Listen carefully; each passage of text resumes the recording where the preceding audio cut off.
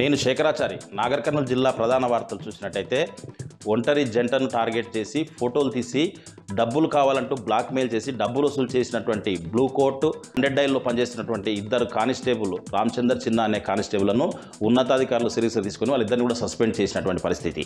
అయితే ఇక్కడే ఒక ట్విస్ట్ ఏర్పడింది. చిన్న అనే బ్లూ కోర్ట్ 100 డైల్లో పనిచేసినటువంటి కానిస్టేబుల్కు ఈ కేసుకి ఎలాంటి సంబంధం లేదు.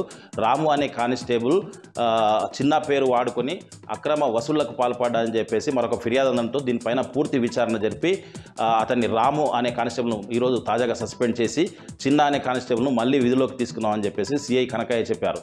మొత్తంగా చూసినట్టయితే కంచే చైన్ వేసినట్లుగా రక్షించాల్సిన పోలీసులే భక్షకులుగా కొంతమంది మారడంతో డిపార్ట్మెంట్కు చెడ్డ పేరు వస్తుందని చెప్పేసి ఇది జిల్లా వ్యాప్తంగా కూడా చర్చాంశనీయమైందని చెప్పవచ్చు. వార్త చూసినట్టయితే జిల్లా వ్యాప్తంగా జాతిపిత మహాత్మా గాంధీ జయంతి వేడుకలు ఎంతో ఘనంగా నిర్వహించారు. ఇటు అధికారులు, అటు ప్రజాప్రతినిధులు, పార్టీ నేతలు కూడా ఈ ఉత్సవాల్లో పాల్గొని మహాత్మా గాంధీ చిత్రపటాలకు, విగ్రహాలకు పూలమాలలు వేసి నివాళులు అర్పించినటువంటి పరిస్థితి కనిపించింది.